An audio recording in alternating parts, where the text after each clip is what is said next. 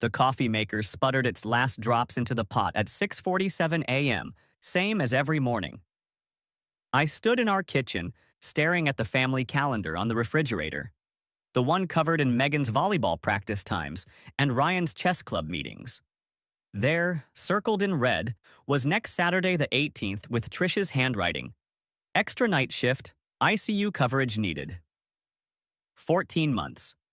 That's how long those red circles had appeared on our calendar. Always on the third Saturday. 14 months of Trish kissing us goodbye in her scrubs, her hospital badge clipped to her pocket telling us not to wait up. 14 months of her coming home exhausted at 7 a.m., heading straight to the shower to wash the hospital off, as she always said. I'm Daniel Brooks, 41 years old, and I've been an insurance adjuster for the past 15 years. It's not glamorous work, but it taught me to pay attention to details, to spot patterns, to know when something doesn't add up. Maybe that's why I finally noticed what I should have seen months ago. Dad, is Mom home yet? Ryan shuffled into the kitchen, his hair sticking up at impossible angles. My 12-year-old son had his mother's eyes, that warm brown that could convince you of anything. Not yet, buddy. You know she doesn't get off her night shift until 7. He nodded, pouring himself orange juice. She's amazing, isn't she? Working all night saving people. Yeah, I said, the word catching in my throat. Amazing. Megan appeared next, already dressed for school, her 15-year-old attitude preceding her into the room. Can you drive me today? I have that big presentation in first period and I don't want to be sweaty from the bus. Sure, sweetheart. The garage door rumbled open at 7:08 a.m.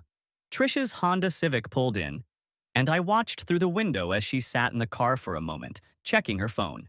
When she finally came in, she looked exactly as she always did after a night shift. Tired, her scrubs slightly wrinkled, her ponytail loosened. Hey, family, she called out, setting her purse on the counter.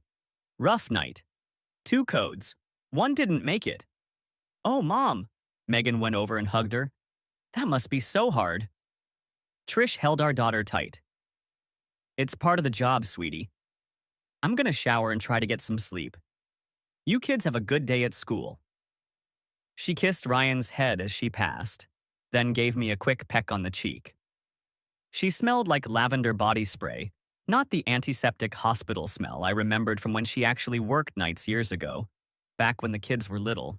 I didn't think much of it then. Maybe they'd changed cleaning products. Maybe she kept body spray in her locker. You don't question these things when you trust someone completely. The unraveling started 2 weeks later, on a Tuesday afternoon in my home office. Tax season was approaching, and I'd decided to get an early start on organizing our documents. Trish usually handled our finances. She was always better with numbers, but I figured I'd surprise her by getting everything ready for our accountant. I had all our pay stubs spread across my desk, sorting them by month. Trish's were consistent.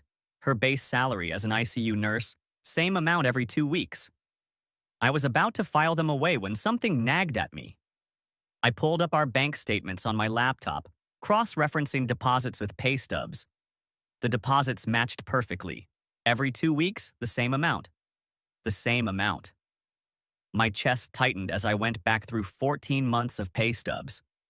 No overtime. No night differential. No extra shifts. According to these documents, Patricia Brooks worked her standard 3 12-hour day shifts per week, Tuesday through Thursday, 7 a.m. to 7 p.m. Nothing more. I must be missing something. Maybe the overtime was paid separately. Maybe it went into her personal account. But we didn't have separate accounts. We'd combined everything when we got married 17 years ago. Complete financial transparency we'd promised each other. I called the hospital's HR department, my hands shaking as I dialed. Sacramento General, Human Resources. This is Maria speaking. Hi, Maria. This is Daniel Brooks. My wife, Patricia Brooks, works in the ICU. I'm working on our mortgage refinance application, and I need to verify her employment details. Of course, Mr. Brooks. Let me pull up her file. I heard typing. Patricia Brooks, ICU nurse, day shift. She's been with us for 11 years. And her schedule is Tuesday through Thursday, 7 to 7. That's correct. What about her night shifts? She picks up extra nights sometimes.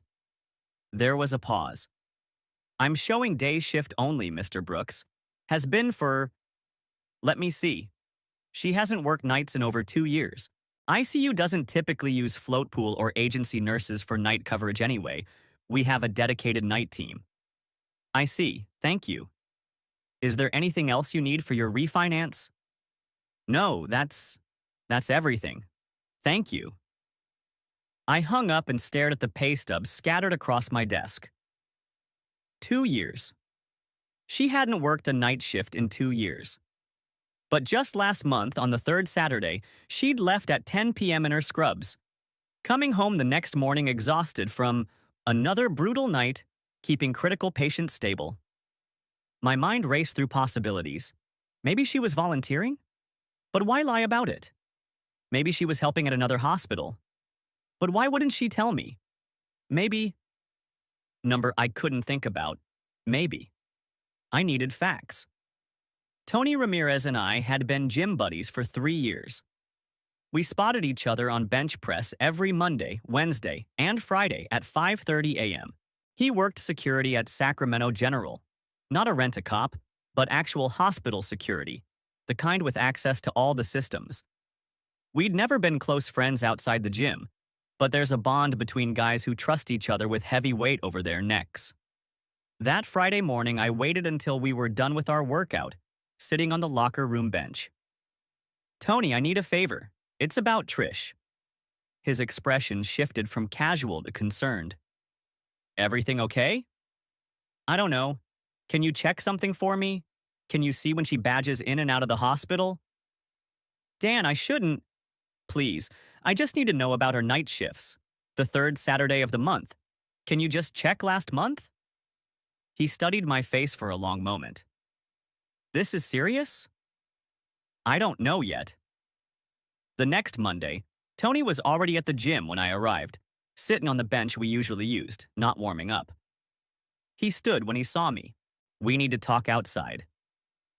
In the parking lot, under the harsh LED lights, he handed me a folded piece of paper. I checked the last 6 months of third Saturdays, he said quietly. Same pattern every time. She badges in at 10:15 p.m., badges out at 10:45 p.m. 30 minutes. That's it. Never comes back that night. I unfolded the paper. There it was in black and white. Timestamps from the hospital security system. 10:15 p.m. entry, 10:45 p.m. exit. Month after month. Dan, I'm sorry. Thanks, Tony. If you need anything else, I know. Thanks. I sat in my car for 20 minutes, staring at that piece of paper. 30 minutes.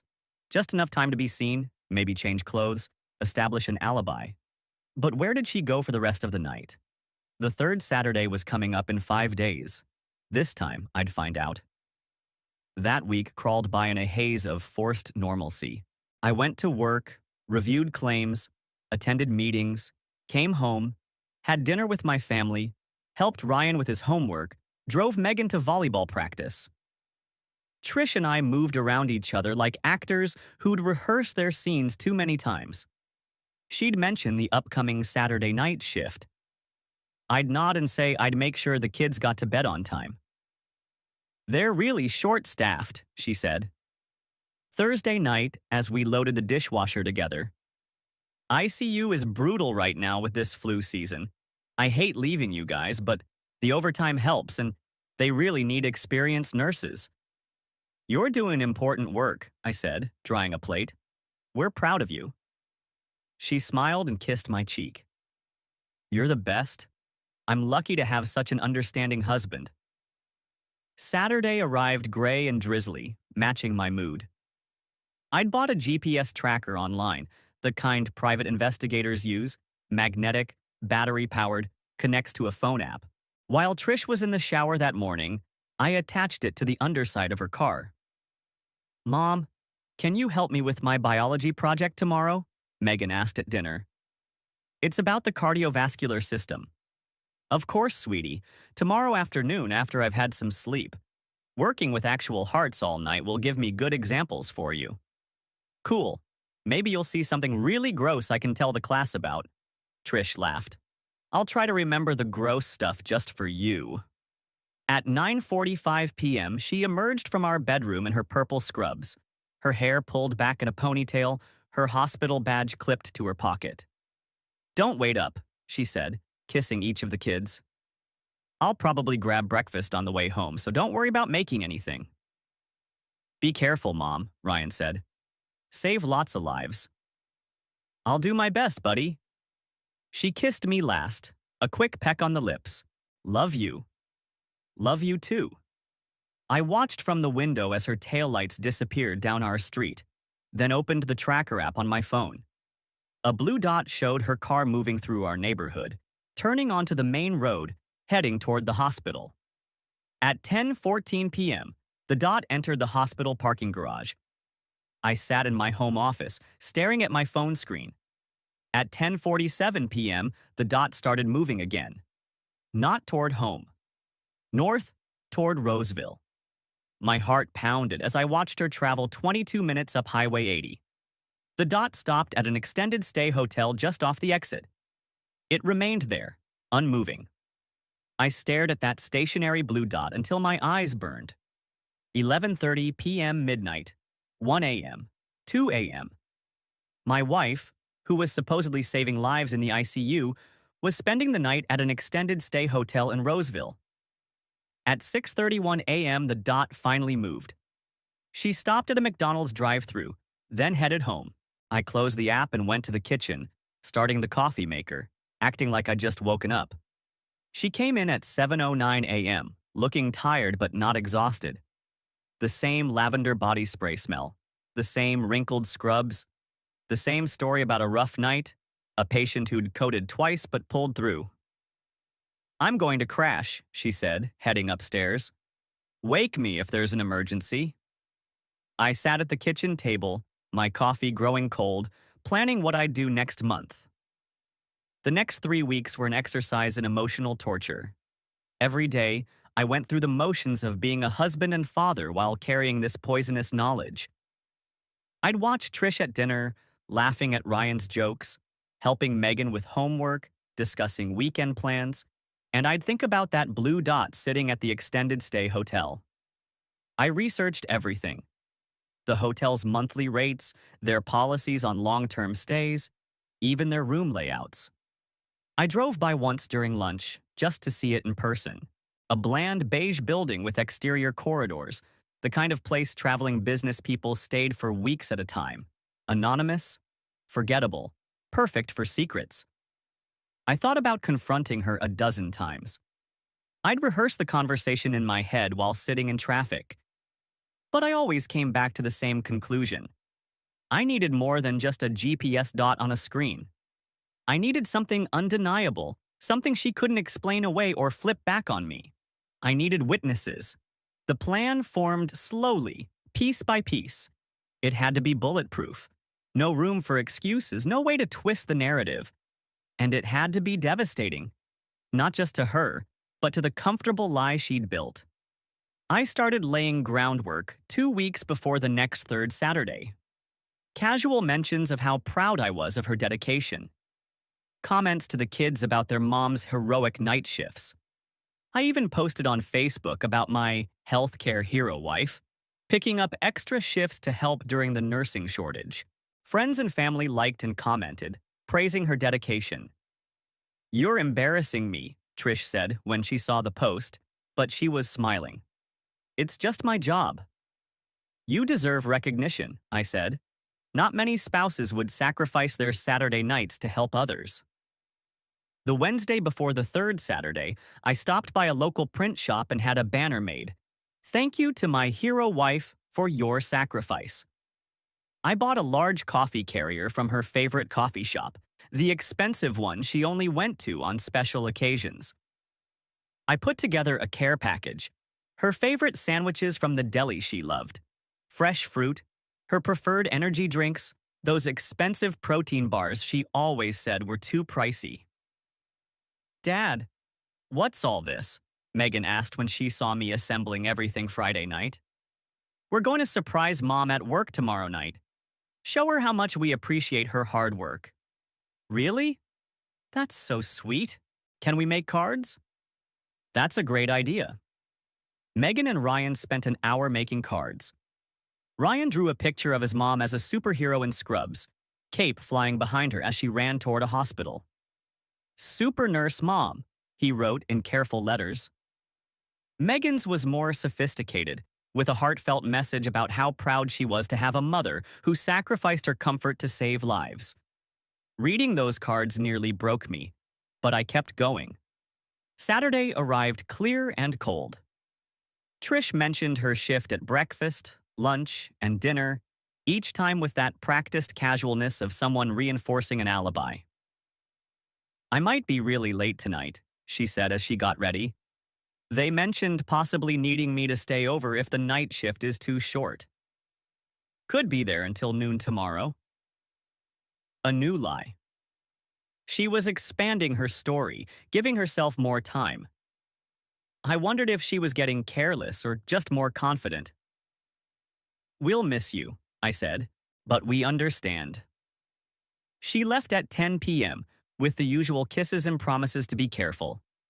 I watched the tracker app, hospital parking garage at 10:14 p.m., just like clockwork.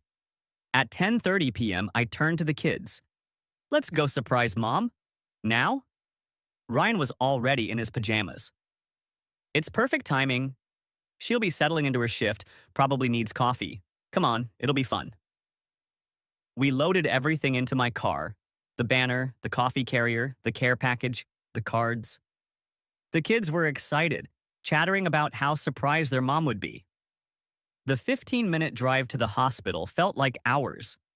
Sacramento General's main entrance was quiet at 10:45 p.m. The kids helped me carry everything through the automatic doors into the brightly lit lobby. The security desk was staffed by an older black woman whose name tag read Dolores. Good evening, I said with my biggest smile. We're here to surprise my wife. She's working the night shift in ICU. Patricia Brooks? Dolores smiled at the banner and coffee. Oh, how sweet. Let me check. She typed on her computer, then frowned. I'm not showing a Patricia Brooks on tonight. Are you sure she's in ICU? Absolutely. She left home an hour ago in her scrubs. Said they were desperate for coverage. The kids were starting to look confused. Dolores typed more, then picked up her phone. Let me call up to ICU. She dialed, waited. Hi, this is Dolores at the main desk. I have a family here looking for Patricia Brooks. No? You're sure? Okay, thanks. She hung up, looking uncomfortable. Sir, ICU says Patricia Brooks isn't scheduled tonight. She only works day shifts, Tuesday through Thursday. That can't be right, I said, letting worry creep into my voice. She specifically said she was working tonight. She left in her scrubs. Kids, show Dolores the cards you made for Mom. Ryan held up his superhero drawing. She's saving lives tonight. Dolores's expression shifted from confusion to concern. Let me call my supervisor. Within 5 minutes, we had 2 security guards and a supervisor named Marcus, not Torres, thankfully, that would come later, checking computers and making calls. The kids sat in lobby chairs, the excitement draining from their faces, replaced by worry. Dad, where's Mom? Megan asked quietly. I don't know, sweetheart, but we'll find her. Marcus pulled me aside. Mr. Brooks, we checked our entry logs. Your wife did badge in at 10:15, but she left at 10:45. She's not in the building. Left? But she said she was working until 7 a.m. Where would she go? I don't know, sir, but if you're concerned about her whereabouts, you might want to contact the police. The word police made both kids look up sharply. Yes, I said slowly, as if the idea was just occurring to me. Yes, I think I should. This isn't like her at all. I called 911 from the lobby, my voice shaking with what they probably thought was worry, but was actually rage. My wife is missing. She left for her night shift at the hospital, but the hospital says she left after 30 minutes. She's not answering her phone. This is completely out of character. The kids were crying now. Real tears. Real fear. They didn't understand what was happening, only that their mother was missing. The banner saying, "Thank you to my hero wife," lay forgotten on a chair, the coffee growing cold. Two officers arrived within 15 minutes. Officer Anderson, a young woman with kind eyes, took the lead while her partner, Officer Williams, talked to security. "When did you last see your wife, Mr. Brooks?" "She left home at 10 p.m. for her night shift. She's an ICU nurse, works extra nights when they need coverage. But the hospital says she's not here, that she left at 10:45. Has she ever done anything like this before?" "Never. She always goes where she says she's going. We've been married 17 years. This is completely out of character." Officer Williams returned from talking to security. The security footage shows her entering at 10:15 and leaving at 10:45. She changed out of her scrubs and was carrying an overnight bag. An overnight bag? I let shock fill my voice. Why would she have an overnight bag? Officer Anderson and Williams exchanged glances. "Mr. Brooks, we can ping her phone to get a location. Given the circumstances, the deception about work, the overnight bag, we have cause for concern. Please, the kids are terrified." It took them 20 minutes to get the phone location. Officer Anderson showed me her tablet, a map with a pin at an extended stay hotel in Roseville. "That's 20 miles away," I said. "Why would she be at a hotel?" "We should go check on her," Officer Anderson said carefully. "Make sure she's okay. Would you like to follow us?" "Absolutely." I turned to the kids. "I need you two to wait here with security. I'm going with the police to find Mom." "Is she okay?" Ryan was crying openly now. "We're going to find out, buddy. Be brave for me, okay?"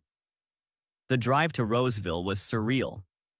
I followed the police car, knowing exactly where we were going, having stared at that blue dot on my tracker app just weeks before. But now it was real. Now there would be witnesses. Now there would be no denying it. The extended stay hotel looked even bleaker at night. The police parked in front, and I pulled in beside them. Officer Anderson checked with the night clerk while Williams waited with me. "Room 247, Anderson said when she returned. "Registered to T. Patterson. Paid cash for a monthly rate." Patterson. Her maiden name. We took the exterior stairs to the second floor. Room 247 was in the middle of the building. Officer Anderson knocked firmly. "Police, we're conducting a welfare check." There was scrambling inside, muffled voices. The door opened 6 inches, held by the chain. A man's face appeared, Hispanic, maybe mid-30s, wearing only boxers. "Yes?" "We're looking for Patricia Brooks. Is she here?" "I don't know any, Marcus, who is it?" Trish's voice called from inside. "Ma'am, are you Patricia Brooks?" Officer Anderson asked loudly. More scrambling. The chain came off and the door opened wider. Trish stood behind the man, wearing a hotel bathrobe, her hair messed, her face pale. "I'm Patricia Brooks." "Ma'am, your husband reported you missing. He said you were supposed to be working at the hospital." Her eyes found mine over the officer's shoulder. I still held the coffee carrier in one hand, the care package in the other. The banner was in my car, but the image was clear enough. A husband trying to surprise his wife at work, finding her at a hotel with another man instead. "I can explain," she started, but her voice died as she saw my face. "The kids made you cards," I said quietly. "Ryan drew you as a superhero." She started crying then. Not pretty tears, but ugly, gasping sobs. The man, Marcus, retreated into the room, grabbing his clothes. "Ma'am, are you here of your own free will?" Officer Williams asked. "Yes," she whispered. "Then this is a domestic matter." "Sir," Anderson turned to me, "your wife is safe. We'll document this and file our report. You'll need to work this out between yourselves. Thank you, officers. I'm sorry to waste your time. No waste, Mr. Brooks. We're glad she's safe. They left us standing in the hallway, me with my pathetic care package, Trish in a bathrobe outside a cheap hotel room where she'd been with another man. Daniel, please let me. The kids are waiting at the hospital, I said, turning away. They think you're missing. You should probably figure out what you're going to tell them. I walked back to my car, placed the coffee and sandwiches in the trash bin by the stairs, and drove back to Sacramento. Behind me, I knew Trish would be scrambling to dress, to figure out a story, to somehow explain the unexplainable. The kids were asleep in the security office when I arrived, Dolores having brought them blankets from somewhere.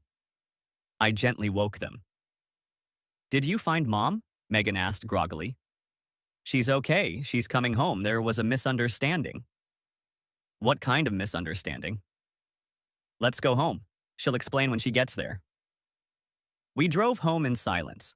I tucked them into bed, telling them everything was fine. Mom would be home soon. Then I sat in the dark living room, waiting. She came in at 2:47 a.m., still in the clothes she'd hastily thrown on, not her scrubs. She looked smaller somehow, deflated. Are they asleep? Yes. Daniel, 14 months, I said. I checked. You've been doing this for 14 months, every third Saturday. She sank into the chair across from me. How did you know? Your pay stubs. No overtime. No night differential. Then I had Tony check the badge records. 30 minutes, Trish. You spend 30 minutes at the hospital, then drive to that hotel. You had me followed? I had to know. The kids think you're a hero. Ryan drew you with a cape. Megan wrote about how proud she is that her mom saves lives. She was crying again. I never meant... Who is he? Marcus Torres. He's a respiratory therapist at Mercy General. Married, yes, kids, too. So you're both destroying families. It's not like that. We fell in love. At which continuing education conference? That's where you meet, right? Healthcare workers from different hospitals? Her silence was confirmation enough. 14 months of lying. Not just to me, but to our children. Using your profession, using the respect people have for nurses, as cover for an affair. I'm ending it. No, you're not. You're going to have to explain to our children why you weren't at work. You're going to have to face them knowing they know their mother is a liar. And then we're getting divorced. Daniel, please, we can work through this. Counseling. There's a police report, Trish. Official record. You were reported missing from your workplace and found at a hotel with another man. It's documented. Time-stamped. Witnessed. The reality of it hit her then. This wasn't something that could be explained away or forgotten. There was a paper trail. What about the kids? What about them? You've been lying to them for over a year. Every month they've been proud of their mom working extra to help people. Every month you've kissed them goodbye and driven to a hotel to be with another man. I love my children. Then you should have thought of them before you did this. I stood up. I'm sleeping in the guest room. Tomorrow, you're going to tell the kids the truth. All of it. And then we're going to figure out how to divorce with the least damage to them. Daniel, there's nothing left to say, Trish. The next morning was brutal. The kids came downstairs to find their mother at the kitchen table, still in yesterday's clothes, eyes red and puffy. I made breakfast, pancakes, their favorite, while she sat there gathering courage. Mom, what happened last night? Megan asked. Dad said there was a misunderstanding. Trish looked at me, hoping I'd save her, give her an out. I stayed silent, flipping pancakes. I need to tell you both something, she began. I haven't been honest with you. About what? Ryan's voice was small. About my night shifts. I haven't been working night shifts. The confusion on their faces was heartbreaking. But you leave in your scrubs, Megan said. You have your badge. I know, I've been going somewhere else. Where? Trish looked at her hands. To meet someone. The silence stretched until Megan broke it, her voice sharp with sudden understanding. You've been having an affair. Ryan looked between his sister and mother, not quite grasping it. What's an affair? It means mom has a boyfriend even though she's married to dad, Megan said flatly. That's not true, Ryan turned to his mother. Mom, tell her that's not true. Trish's tears were her only answer. Ryan ran from the room. We heard his door slam upstairs. Megan stayed, her 15-year-old face hard with betrayal. How long? 14 months, I answered, when Trish couldn't. All those Saturday nights. Every time you said you were saving lives.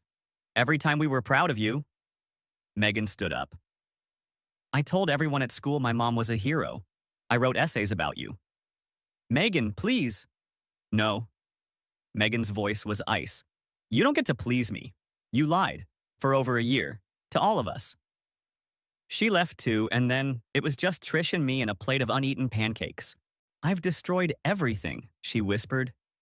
Yes, I said. You have. The next weeks were a blur of lawyers and papers and terrible conversations. I filed for divorce immediately, attaching the police report, the badge records from Tony, bank statements showing cash withdrawals that corresponded to the hotel dates. My lawyer said it was one of the most documented cases of adultery she'd ever seen. The hospital found out, of course. Small world. Smaller when there's a police report involving 2 hospitals and a welfare check. Trish wasn't fired. Abandoning your family isn't a termination offense. But she received a written warning for misuse of hospital property and was required to attend ethics training. The real punishment was social. The story spread through the hospital like wildfire. The night shift nurses were particularly offended. We actually work these brutal shifts, one of them told Trish in the break room, loud enough for everyone to hear. We actually sacrifice time with our families to help patients. And you used our sacrifice as your cover story. They started calling her Night Shift Nancy behind her back, sometimes not even that quietly. The ICU became unbearable for her. She requested a transfer to day surgery, but the staff there had heard the story too. No unit wanted her. Marcus Torres faced worse. His wife, Elena, found the police report through a simple public records search after someone anonymously suggested she might want to look into her husband's night shifts. She was a paralegal, knew exactly how to find and document everything. Their divorce was even uglier than ours. She took him for everything. The house, full custody of their kids, maximum child support and alimony. His hospital fired him for ethics violations. Turns out Mercy General had stricter policies about conduct that brought disrepute to the institution. He lost his respiratory therapy license for 6 months, couldn't work in his field. Last I heard, he was working at a medical supply store, living in a studio apartment, still paying Elena more than half his income. The custody battle was swift and decisive. The kids testified in judges' chambers. I didn't hear what they said, but Megan came out with tears streaming down her face, and Ryan wouldn't look at his mother. The judge awarded me full custody with supervised visitation for Trish, eventually moving to alternate weekends. Your deception went beyond simple adultery, the judge said. You used your profession and your children's pride in your work to facilitate your affair. This shows a level of calculated dishonesty that raises concerns about your judgment as a custodial parent. The financial settlement was just as harsh. The judge ordered Trish to reimburse me for half the money she'd spent on the hotel, $2,800 over 14 months. She had to pay child support despite having them only 4 days a month. No alimony for her, despite being the lower earner. The house went to me and the kids to provide stability. She moved to a 1-bedroom apartment across town, close enough to see the kids but far enough that we didn't run into each other at the grocery store. The kids struggled. Ryan started having nightmares, waking up crying that mom was missing again. We got him into therapy. Megan became angry, bitter. She quit the volunteer program at the hospital she'd been so excited about. I don't want anything to do with hospitals, she said. Their classmates found out because classmates always do. Someone's parent worked at the hospital or knew someone who did. The story was too salacious not to spread. Did you hear about the Brooks kids? Their mom pretended to work night shifts for over a year to have an affair. We ended up switching schools mid-year. Fresh start, I told them, though we all knew it was running away. The extended stay hotel became an odd footnote to the whole saga. Room 247 had to be taken out of rotation. Guests complained about a bad feeling in the room, though that was probably just the power of suggestion after the story made the rounds among the staff. The manager told me this when I ran into him at a coffee shop months later. We actually use it for storage now, he said, then looked embarrassed that he'd brought it up. Marcus tried to contact Trish after their divorces were final. She told me about it during one of our terse exchanges about the kids' schedules. He wants to be together now that we're both free, she said with a bitter laugh. Free. He lives in a studio and works retail. I'm a pariah at work. We destroyed 4 lives, 6 if you count his kids for what? 14 nights in a bad hotel? I don't care, Trish. I know, I need someone to know how stupid it all was. How it wasn't even worth it. It never is. I loved you, she said quietly. I know you don't believe that, but I did. I do. You loved me so much you spent 14 months lying to my face, to our children's faces. I got lost. I don't even know how it started, not really. One conversation at a conference, then texting, then I kept telling myself I'd end it. Every month I'd say this is the last time. But it never was. It never was. 6 months after the divorce was finalized, I started dating Linda, whose daughter Emma was on Megan's new volleyball team. Linda was a night shift nurse, a real one, at UC Davis Medical Center. The irony wasn't lost on anyone. I actually verify everything now, I told her on our 3rd date, making it sound like a joke, though we both knew it wasn't. I'll give you my supervisor's number, she said. Call anytime. She meant it too. Understood the damage, the trust issues. She'd been cheated on by her ex-husband, though nothing as elaborate as Trish's deception. He just stayed late at the office with his secretary, she said. Classic. Boring, really, compared to your story. The kids liked Linda. She didn't try to mother them, didn't push. She was just there, steady and reliable and honest. When she worked nights, she really worked nights. Sometimes she'd FaceTime us from her break room, bags under her eyes, looking exhausted. This is what actual night shift looks like, Megan said once, and we all knew what she meant. The police report haunted Trish professionally. Every background check for every job showed it. Welfare check. Subject located at hotel, not at stated workplace. It didn't say affair, didn't need to. The implications were clear enough. She eventually left Sacramento General for a small clinic in Fresno, 2 hours away. The pay was less, the work was mundane, but they either didn't care about the report or didn't dig deep enough to find it. She drove up every other weekend to see the kids, staying at a Holiday Inn by the highway. It's funny, Megan said after one visit. She actually stays at a hotel now when she says she's at a hotel. That's not funny, Ryan said, but he was sort of smiling. They were healing. Slowly. A year after everything exploded, I got a call from Tony, my security friend from the gym. You're not going to believe this, he said. Remember Marcus Torres? Unfortunately. He applied for a job in our hospital's respiratory department. They ran a background check, found the ethics violation, found the police report. He listed the extended stay hotel as an address during the employment verification. Jesus. Yeah. HR actually asked me about it since I knew about the situation.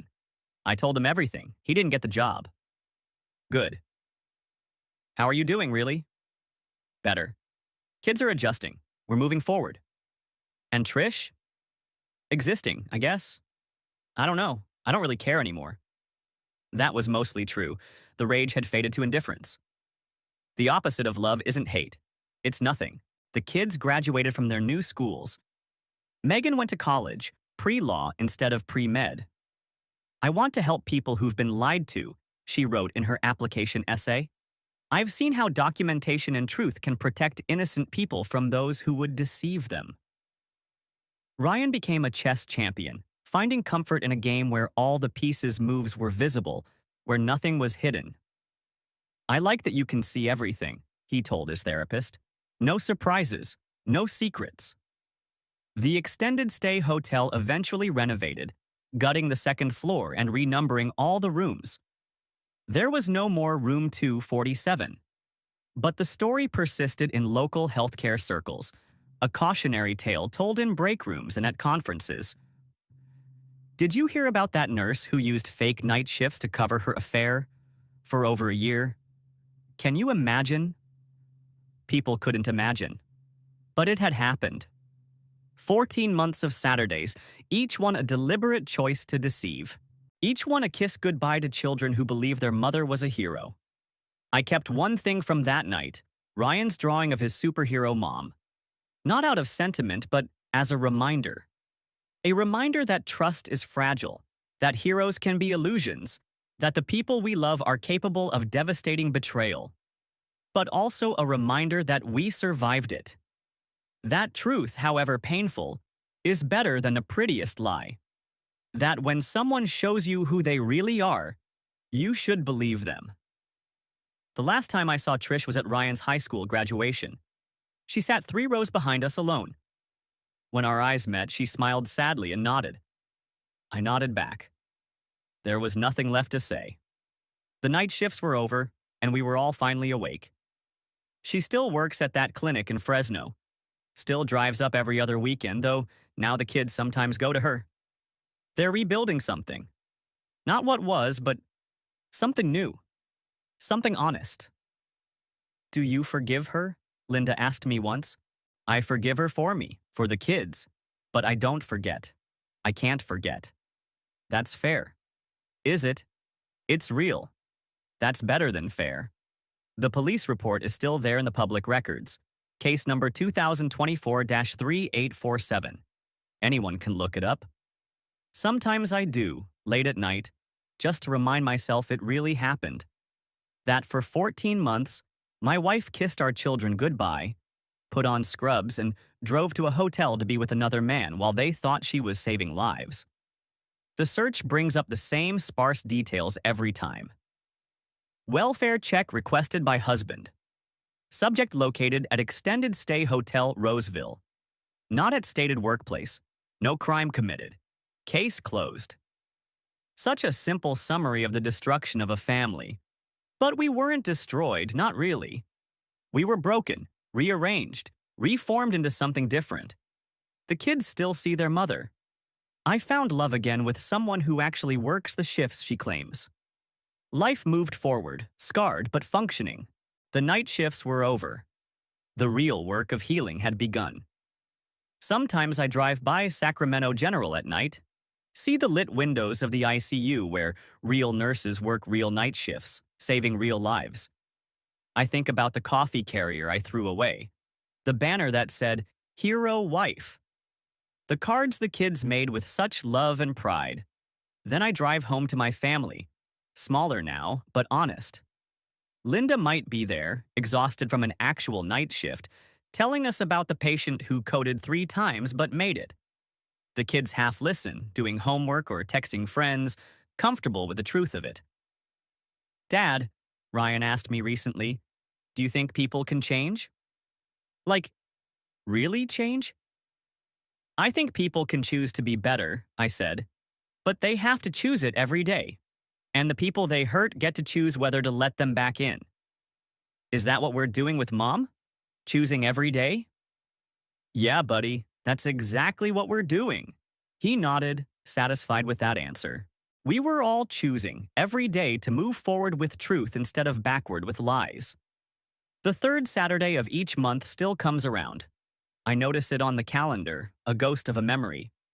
But it has no power anymore. It's just another Saturday.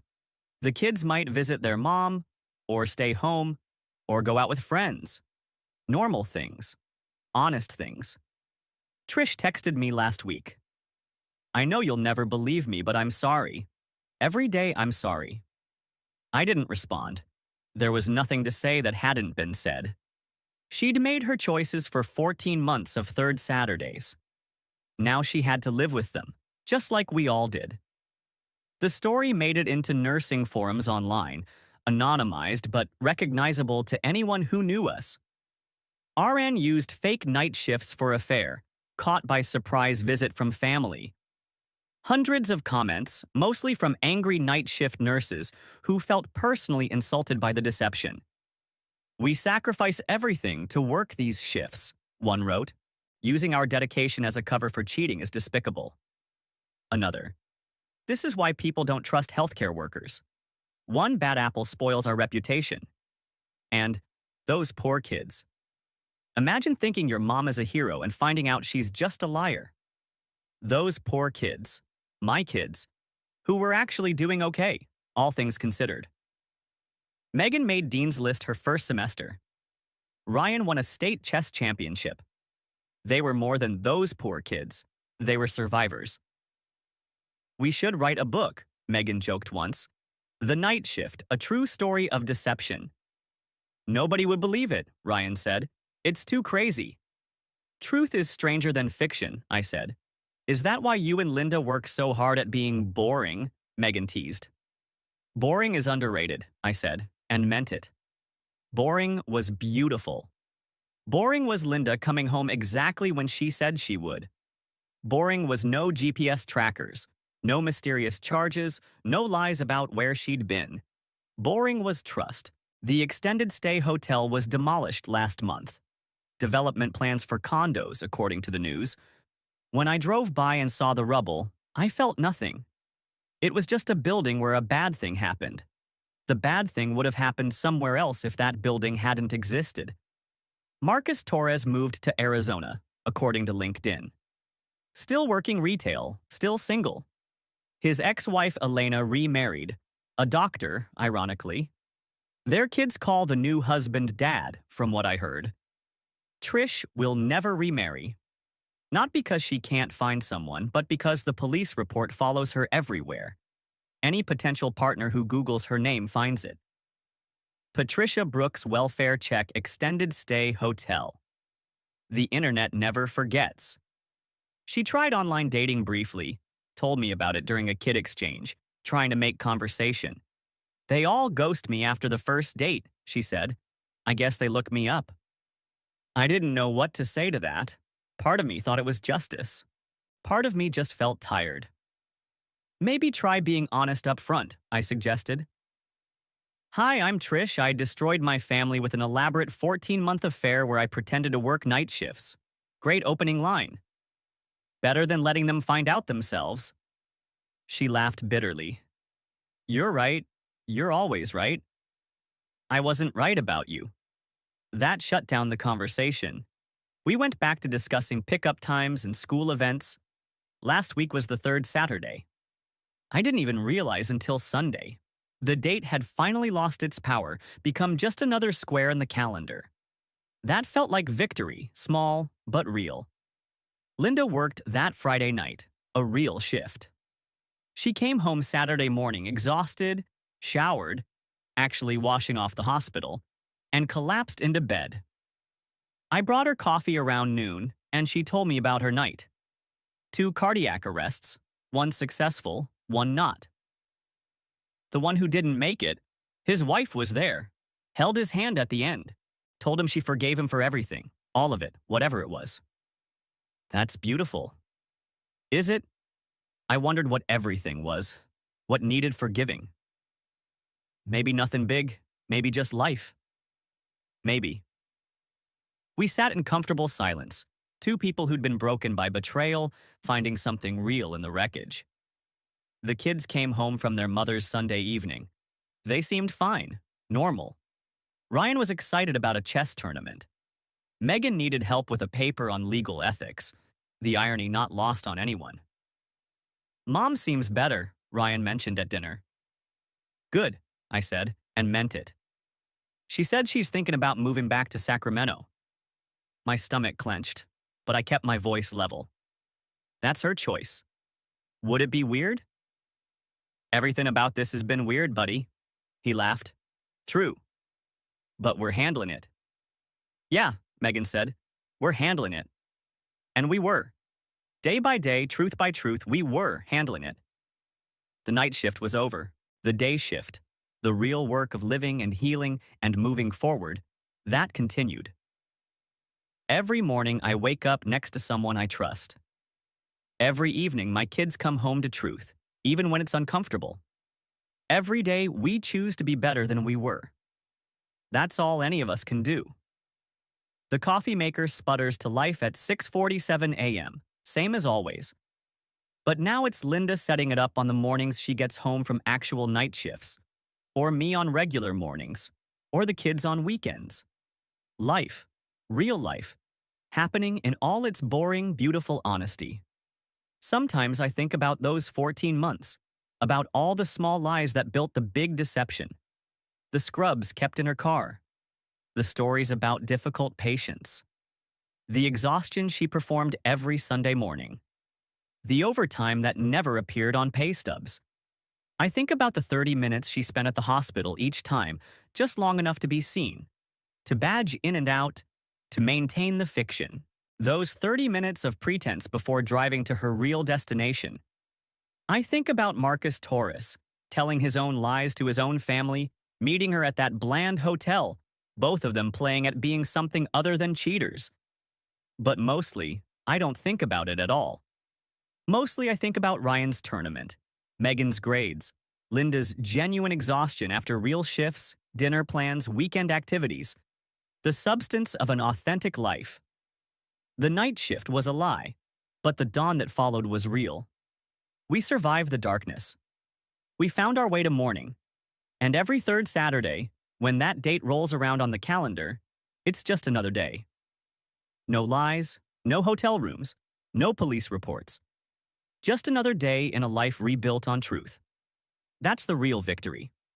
Not the dramatic revelation, not the public humiliation, not even the justice of consequences faced.